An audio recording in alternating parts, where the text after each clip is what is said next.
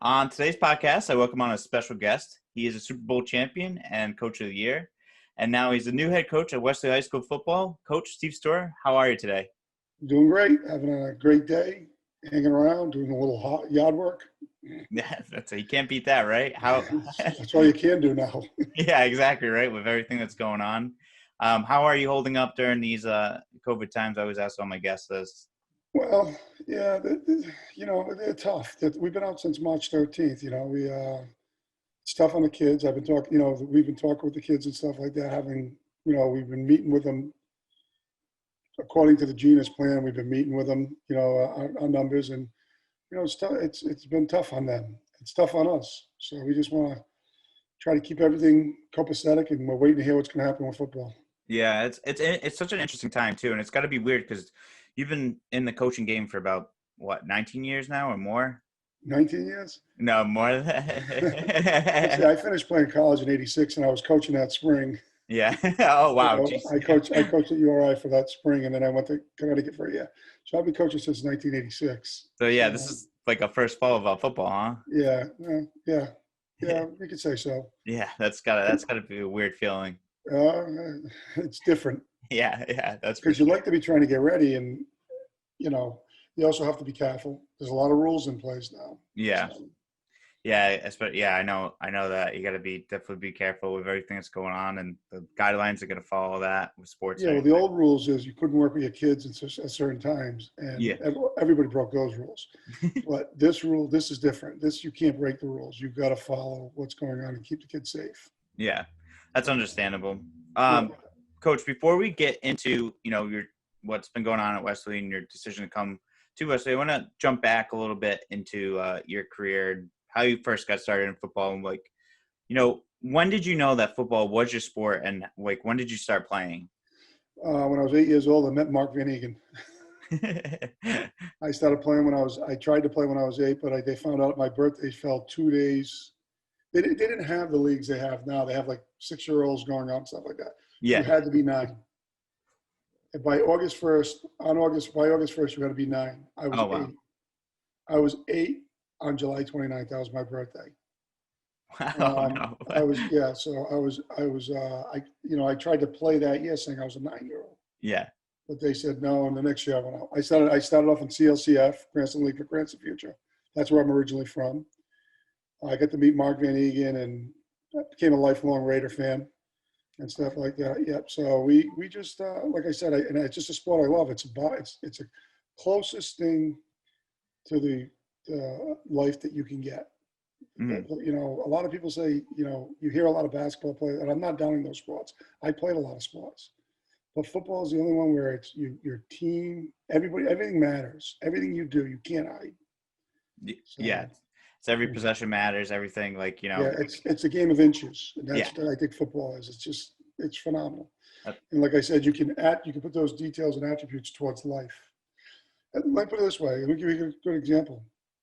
I had no ambitions of going to college, going to play college ball, no ambitions of going to college until my football coach said, Bruce Mastraccio told me, hey, what are you going to do next year if there's no football? What do you mean? Because you always had it.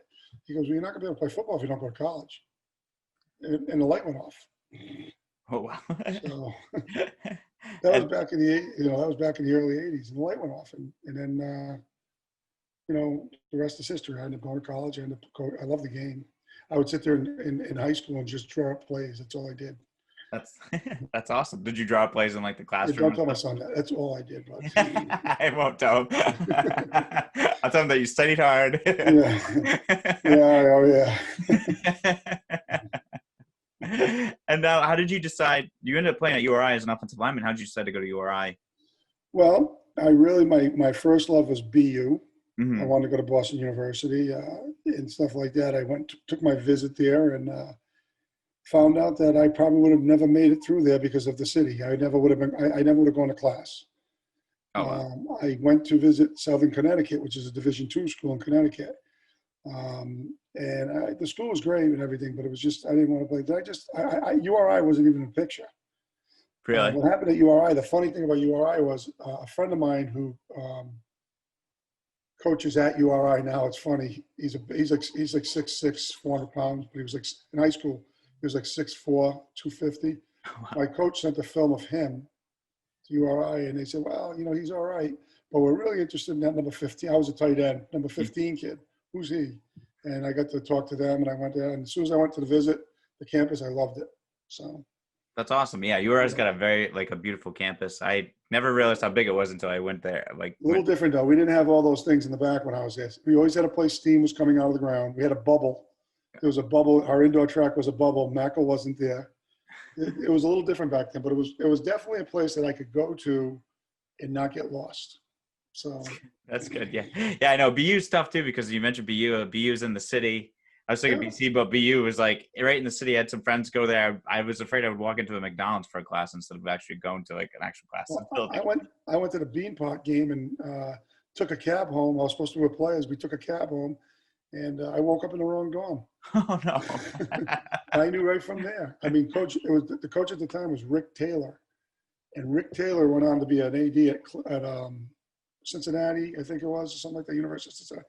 But I went into his office the next day, and he started giving me his selling point, and I just told him, I go, Coach, I can't come here. I knew it. I wouldn't have made it. Yeah. My son, Steve, well, Steven loves the city. Yeah. I would have been lost. Yeah. I made the right choice. I love my years at URI. That's awesome. And then you mentioned off there that you had won some conference championships with URI. What's the feeling like with that? Well, that's a little different. Conference championships back then were awesome. See, the linemen had a mentality. I went there as a quarterback, tight end, wide receiver, just to let you know that. Oh, wow. Quarterback, wide receiver / tight end. Little did I know that the coach told my coach that if they got me bigger and stronger, I was going to play the line. So basically, I ate my way to guard. Would you eat anything good? McDonald's, KFC? I ate everything. Yeah. They used to have McDonald's used to do the throwback days where they had the hamburgers worth 15 cents, 25 cents. Yeah. We'd just collect change and get like 50 cheeseburgers, and oh my God. we just fill them up. But it was different because they moved me to line, and I became, that's actually my position. I favor linemen because it's just more camaraderie. There's more cohesive stuff. You need each other. Out of all the positions I played, and I played them all. I played quarterback. I played wide receiver sometime in my life. I liked offensive line the best. Wow. So that's gonna be fun though. I mean, you get to block and and help and defend your quarterback. And I think, like you said, it's camaraderie because you guys all need each other. Because if something, you're the first to get yelled at too, though. You're the first to get yelled at. When you miss a block, you're the first to get yelled at. It's never the quarterback's fault. It's never the running back's fault. It's always the lineman. But the difference is that it's hard to explain. It's like we went to Indiana. We went to Indiana to play Ball State. Yeah. I think it was my first. I was there 5 years. So it was my third year, and all the running backs and receivers and quarterbacks, they all went to nightclubs in Indianapolis after. The linemen, we all went to a liquor store, grabbed a case of beer, and watched Smokey and the Bandit in one room. There was like 13 of us in one room watching Smokey and the Bandit. That's the kind of camaraderie we had. So that's really cool. That's awesome. I don't think you really hear it from a lineman's standpoint sometimes. I don't think. No, and even at URI, we were known. I didn't know the coach knew this, but me and guy who played in the pros, Bob White. Mm-hmm. He played for Dallas. He ended up finishing up with the Patriots and stuff like that. We'd have team breakfast, which was steak and potatoes before the game. But we wanted carbs. So we'd go out, even if we're on the road, we'd find a little place on the road. We'd see like a little breakfast shop. We'd go out, get early morning, go out, eat, come back with the team, come back for the morning breakfast, stuff like that. And we didn't know the coach knew that, but people started ordering things from us. Really? Like, yeah, you go, hey, can you get me some of these? Can you get me some of these? One night we were late going to New Hampshire. This is my senior. And we got there late. Coach usually has a meeting the night before. He goes, you know what? He goes, we're not going to have the meeting tonight. I'm just going to give you guys a bag lunch because they always give us a bag lunch the night before. Yeah. And stuff like that. He goes, and if, try to get some sleep. If any of you guys need anything, Bob and Steve, he gave my room number. Like, me and Bobby were looking at each other going, he knew about that? But, those are the things you remember. I remember the camaraderie, the wins and losses. I mean, we had a lot of wins when I was there. Don't get me wrong. Yeah. Those are like secondary to the thing, being in the trenches with those guys and stuff like that. Yeah. Like I still keep good touch with Tommy Earhart. Mhm. Uh, my best friend was Brad Carson. You probably know Jack Carson. That's his Yeah. nephew Yeah. and stuff like that. We all of us all still keep in in touch with each other. So that's what I love about football. That's awesome. And like you said, you create those. I mean, you have those memories of like hanging out with the offensive linemen and you and Yeah. Bob running out and grabbing food. That's some stuff that will always stick with you, and it's stuff I'm sure if you guys talk, like you always bring that stuff up, right? We do. Like I said, when I was at Cranston West, we had the kids had a team night. Like, and I know Wesley has them too. Yeah. But the kids would go when the kids first started doing it. It's not the whole team. It would be like the offensive line would go together. Yeah. Stuff like that. They'd go someplace and eat and talk about the game. That's what it was. It was always about discussing the game the night before. So that's what I love about the game.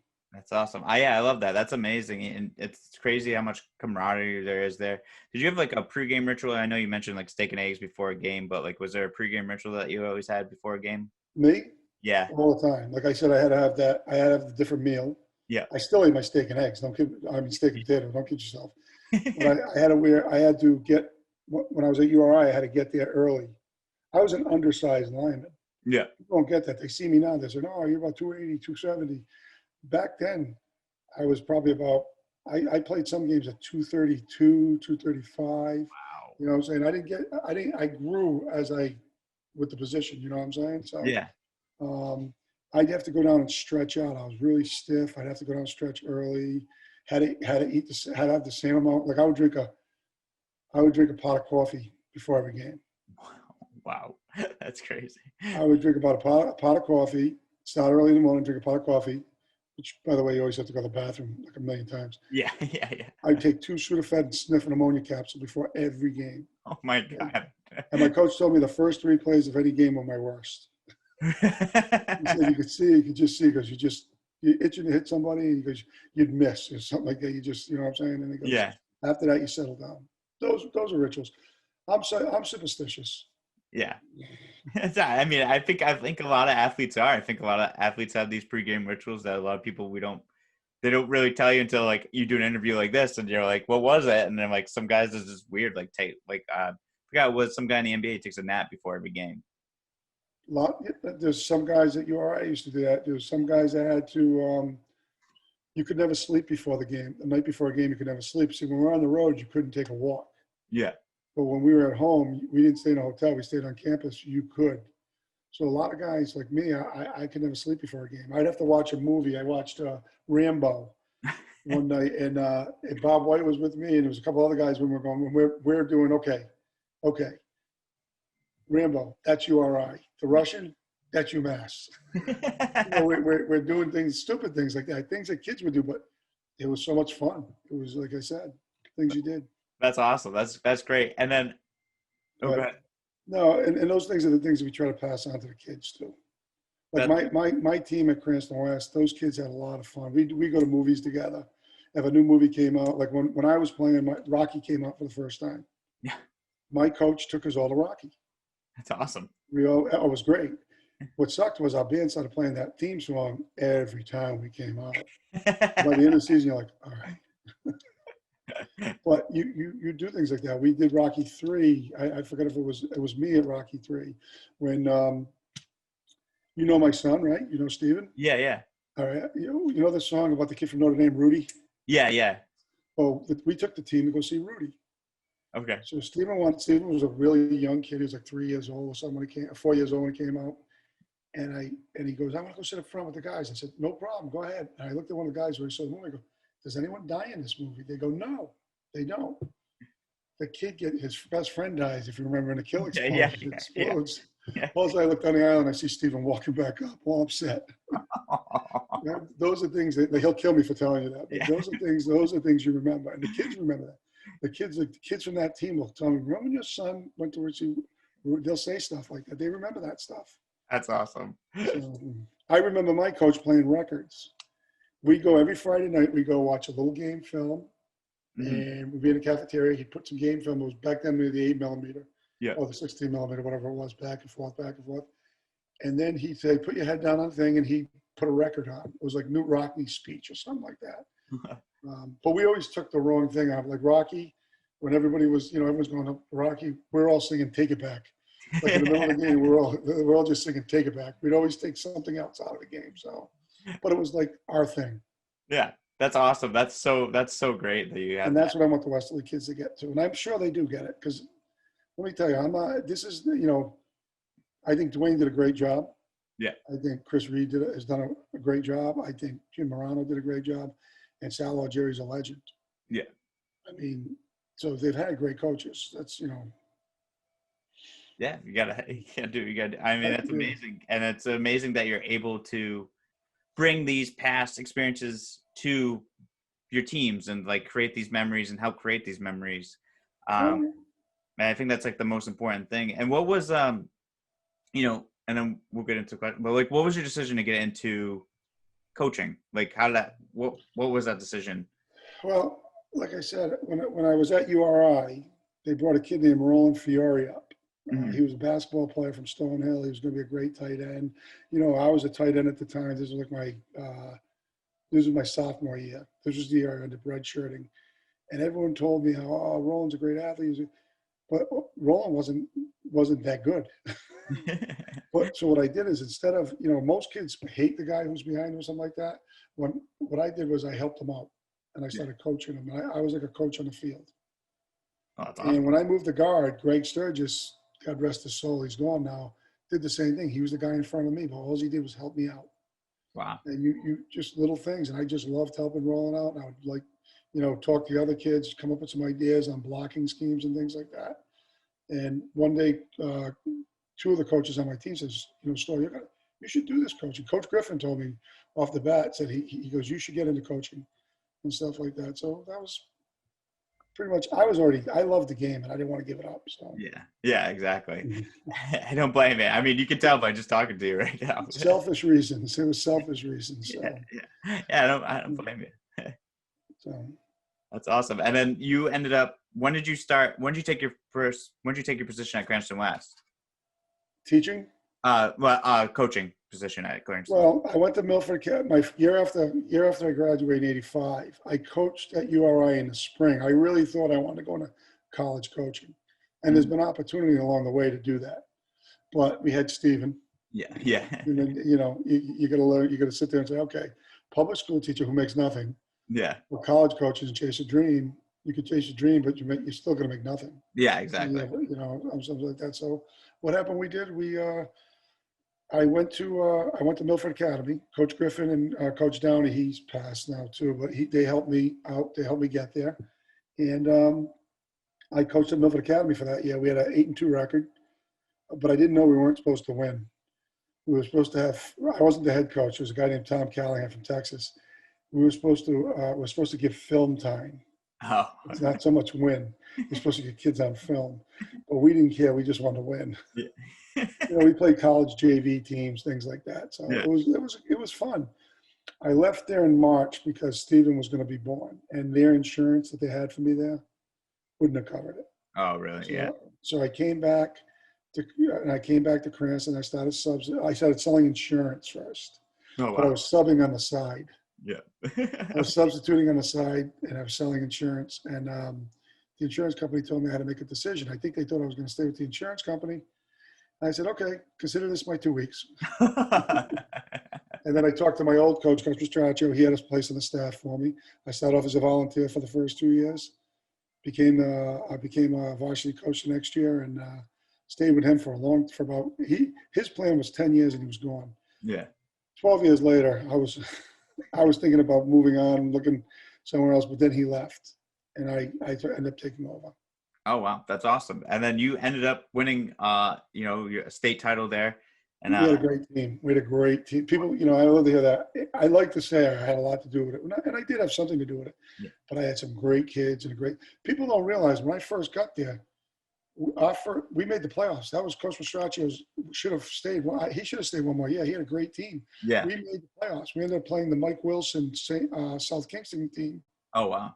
In Westerly. We played them at the Westerly field because South Kingston didn't have lights at the time. Oh, wow.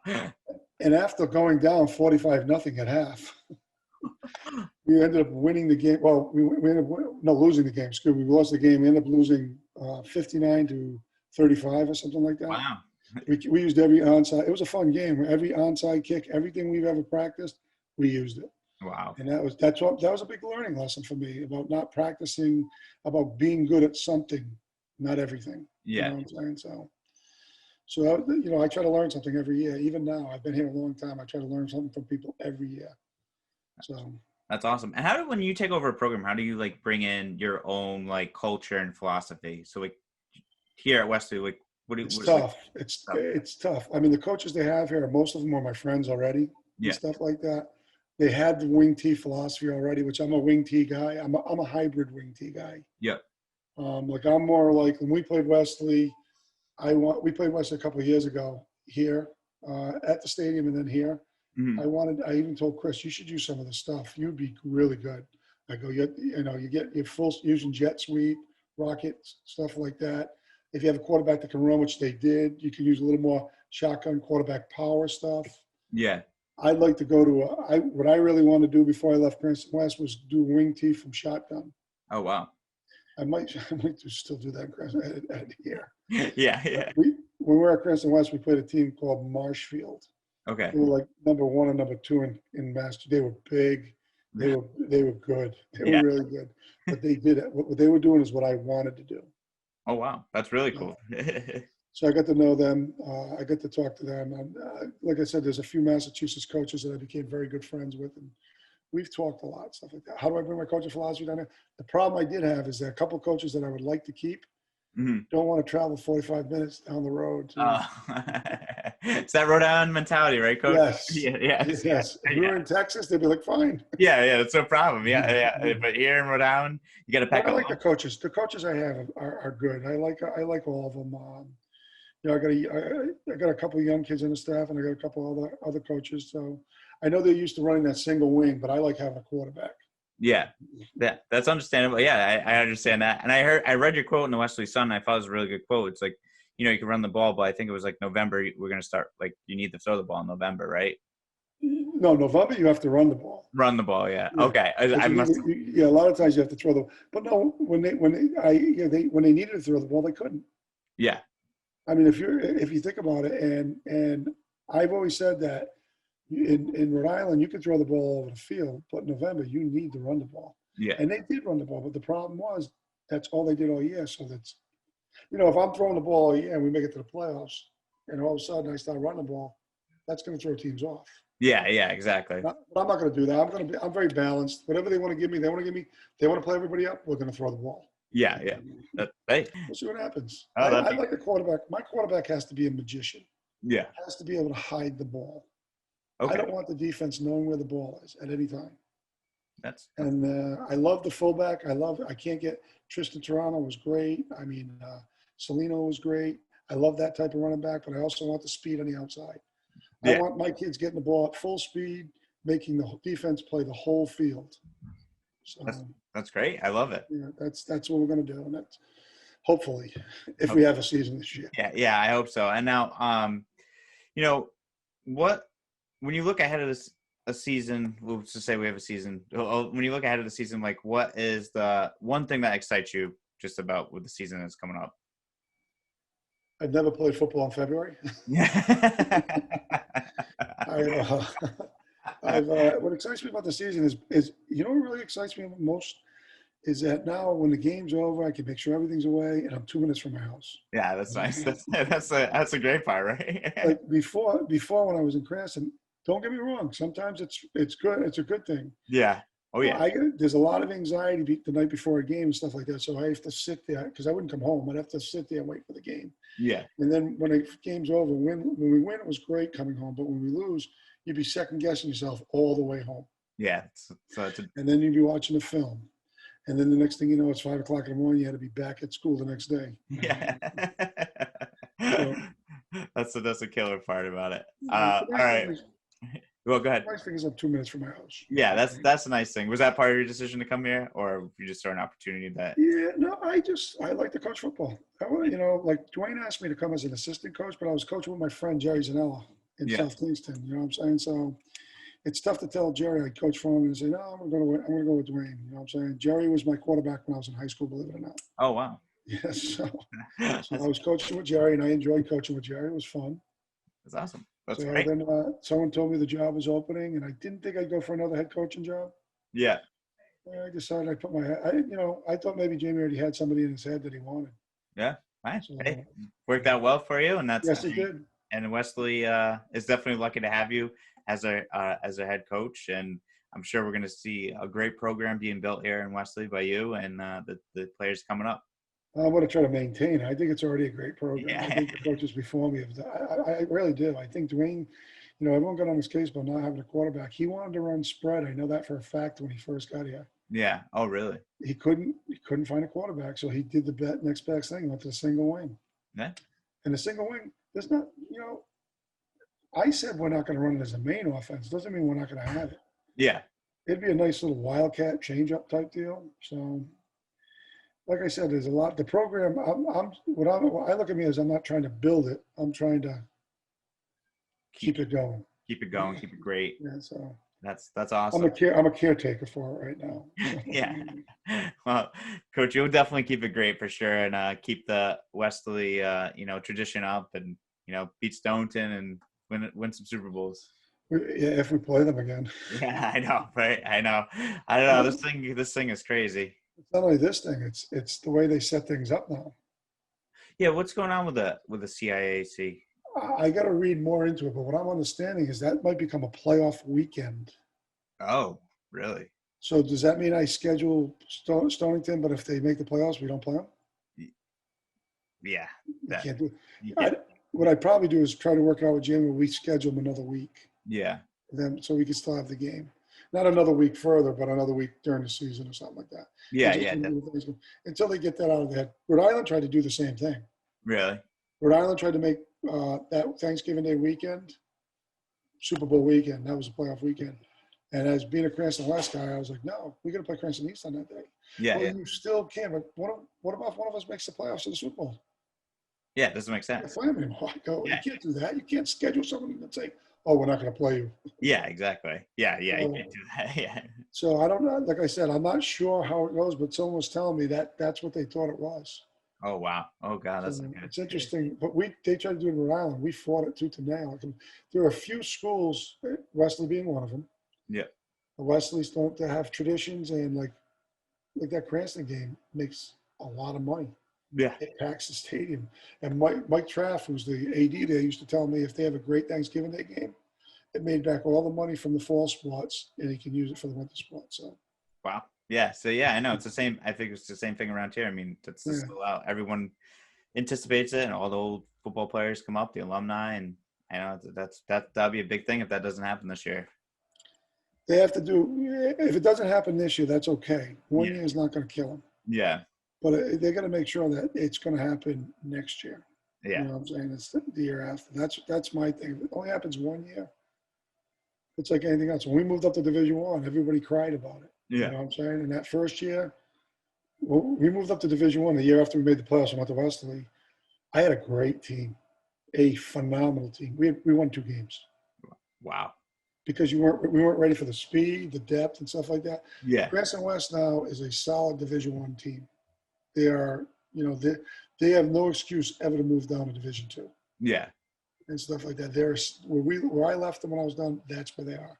I know they have, and they could also be between me and you in that power division. They have the 4. Yeah. They have the 4 power division now. They could have did that, but they were smart staying out of that. Win another Super Bowl, do something else first, and then talk about it. Yeah, definitely. So that's what I think. And I think I got news for you. This year we have a good season. Realignment's next year. Is it? He's right on the cusp. Oh, jeez. So maybe I want to go in this game with a different mind frame. Yeah, yeah, exactly. It doesn't matter where you play. Kids are kids. Yeah. If Wesley wins the Super Bowl in Division II, you're always going to have the Division I team say, well, come on up to Division I and play us. Yeah, exactly. So, it is what it is. Yeah, you can't control it. You just got to play the game and let the kids. Play who's on your schedule. Yep, exactly. What's ahead of you just got to play it one day at a time, right? Yep. And all right, Coach, I got one last question for you, then we'll wrap it up. Yep. All right, so you're an Oakland Raiders fan. Yes. What do you think? What do you think about the season? They're going to play. I don't think it'll be much fun with nobody in the stands. Yeah, yeah. They'll still play it.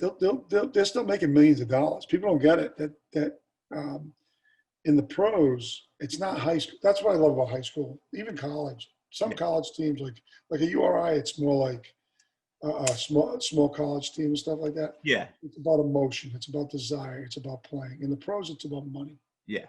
So I mean, it's the last pure passion of football you'll ever have. I think that they'll end up playing. I feel bad for the Raiders. They built the Death Star, and they're not going to have anybody in it. I know. But they're still making the TV contract still covers all the players. The only one who loses money in that are the owners. Well, yeah, that's true. And that's a very good point. But other than that, like I said, I think there will be a season. And yes, everyone goes, why are you a Raiders fan? The reason is Mark Van Eegen. yeah. Hey, it's a good reason. It's a good reason. You know something? Nobody ever messed with me in the 70s and 80s. Yeah, I was gonna say. But all of a sudden, you know, they had that they had a little blips in the late 80s, 90s. Yeah, they made a Super Bowl against Tampa Bay. I remember that. Yeah, well, that was in 2002. That was a poor job of coaching. Yeah. That was the guy he's going against the old coach, and he's using all his signals and stuff like that. I remember that. I actually heard an interview. I think it was like John Lynch. He was like, "We know what they're calling at like this point." He goes, "That's the stuff we used all week." He used all those Gruden's calls. Yeah, yeah, exactly. I couldn't believe it. I watched that game. Ugh. Yeah, it's tough. That's tough. But do you like them out in Vegas, or what do you think about them in Vegas? I like them out in Vegas better because I'll be able to get there. Yeah. People don't realize going to Oakland. My brother lives in California. I've been to Oakland. I've been there. Have you been to that stadium? I've been to. Yes, I have. Yes, I walked. It's so hard to get to. Yeah, it's crazy. Very, very hard to get to. People don't realize how hard it is to get there. Now, when they went to Vegas, people in LA were happy. Oh yeah. It's a plane. It's a shot. It's a straight plane shot. That's it. Quick, easy flight. So, and it's the same thing for us. And you know, Vegas is always running those flights cheaper because they want to get people there. Oh yeah, definitely. My nephew lives out there too, so it would have been good because his company was working on the stadium. Oh wow. So they were going to have a luxury box. It would have been awesome. Oh, that would be awesome. Well, next have today, but thank you for joining the show. I really appreciate you coming on the show and making time for us. No problem. All right. Appreciate you having me. What? Appreciate you having me. Oh, of course, anytime.